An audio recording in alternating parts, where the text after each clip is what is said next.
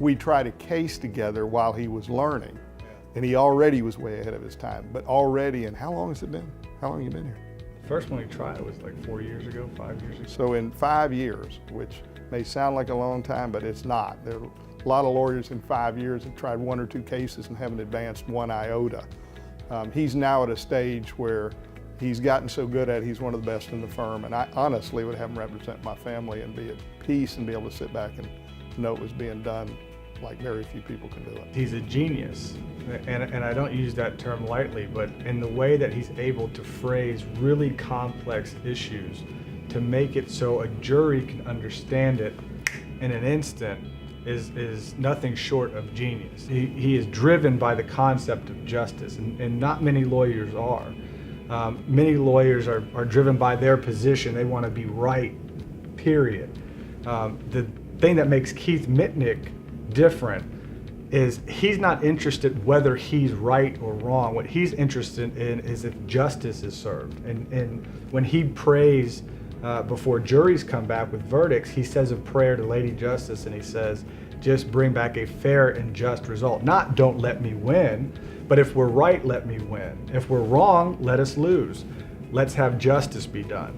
There's a special kind of drive that he has that is unique. And he has a drive to maximize justice for his client like nobody I've ever seen. He's just fierce about it. He is determined the other side is going to pay top dollar for his clients. There is going to be no discount, and if you try to discount it, we're going to trial. And when we get in front of the jury, we're going to pursue maximum justice for our client.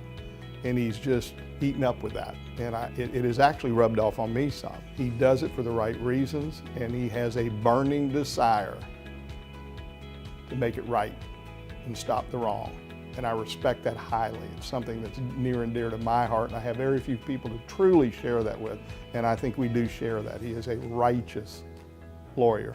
He has a striking magnetism. It comes from he genuinely loves people. We can't go to court, we can't go to lunch, we can't get on an elevator. He stops and talks. Everyone recognizes him because he's on TV. But it's one thing to be recognized. It's what you do when the people approach you. He inherited this, by the way, from his daddy.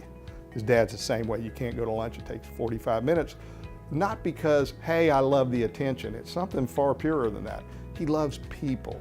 And while I think that is a really admirable thing in his life, when you bring that quality into a courtroom and you got 6 strangers who you're trying to persuade and there's someone on the other side trying to derail justice, when someone can walk in with that natural magnetism, it gives you a leadership role to help bring the juries down the right path to justice so they don't end up down the wrong path. He's kind of like a sweet tiger. He's warm and fuzzy, but don't get between him and justice. When we try cases together, I'll get calls starting at 4 o'clock in the morning and going until 4 o'clock in the morning. There's a relentless aspect to Keith Mitnik. If you see the lab that he works in at his home, he's got this beautiful home on a lake, and he's got a whole area of the house that's dedicated to just preparing for trial.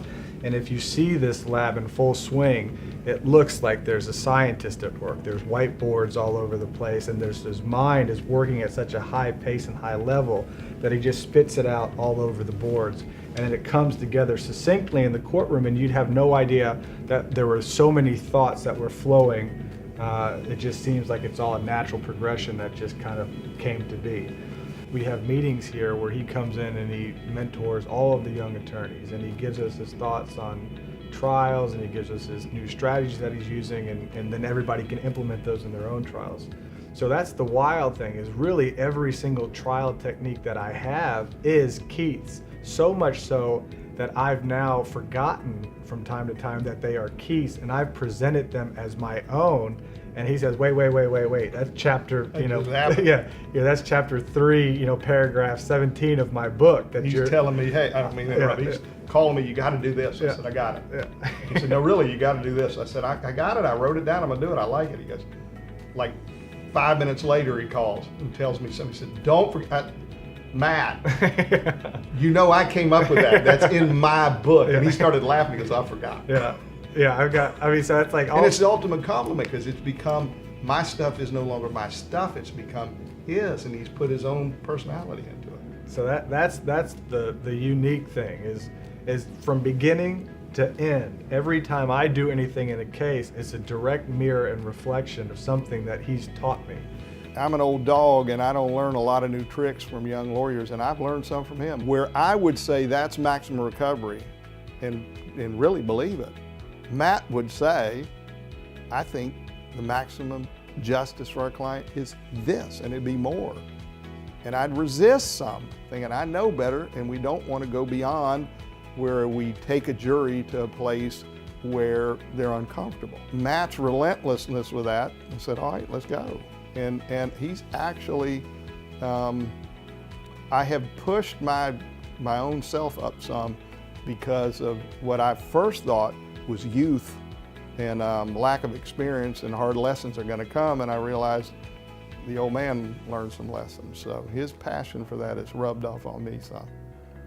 So he does do my stuff, and he does it really well, but don't cut yourself short. You're doing a lot of stuff that's coming from your heart and soul.